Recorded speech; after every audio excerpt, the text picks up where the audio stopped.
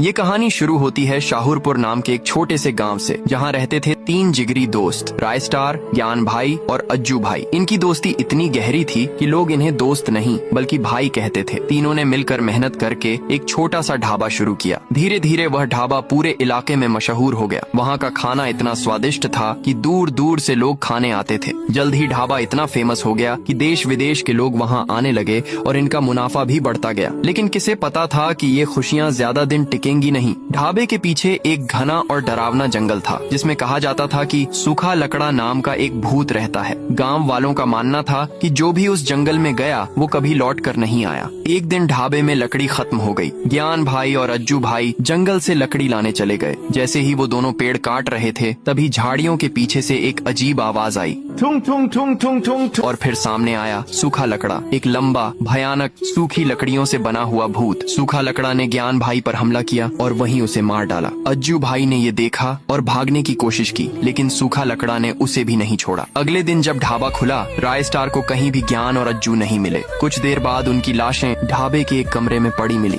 रायस्टार का दिल टूट गया। उसके 2 सबसे अच्छे दोस्त अब नहीं रहे। अब ढाबा अकेले रायस्टार संभाल रहा था। एक रात जब होटल में भीड़ थी, तभी सूखा लकड़ा वहाँ आया और पूरे ढाबे को तहस नहस कर दिया। इसके बाद रायस्टार ने ढाबा बंद कर दिया। लेकिन अब रायस्टार को सिर्फ एक ही चीज चाहिए थी, बदला। वो एक फैक्ट्री में दिन रात मेहनत करने लगा, पैसे इकट्ठा किए और एक जादुई कुल्हाड़ी खरीदी, जिसके बारे में कहा जाता था कि इससे अब तक कोई भी भूत जिंदा नहीं बचा। रायस्टार उस खौफनाक जंगल में गया, जहाँ उसे जगह जगह मरी हुई लाशें दिखीं, लेकिन उसने डर को खुद पर हावी नहीं होने दिया। रायस्टार चिल्लाया, सूखा लकड़ा, अगर हिम्मत है तो सामने आ। तभी की आवाज ठुंग ठुंग ठुंग ठुंग ठुंग ठुंग ठुंग आवाज गूंजी और सामने आया वही भूत, लंबा, डरावना, सूखी लकड़ियों से बना हुआ। रायस्टार ने कहा, तूने मेरे भाइयों को मारा, अब तेरा अंत तय है। दोनों के बीच भयानक युद्ध हुआ। अंत में रायस्टार ने जादुई कुल्हाड़ी से सूखा लकड़ा को काट डाला। इसके बाद रायस्टार अपने ढाबे में लौटा। ढाबा फिर से खुला। पहले से भी ज्यादा लोग आने लगे। सब कुछ फिर से ठीक हो गया। लेकिन कहानी यहीं खत्म नहीं होती।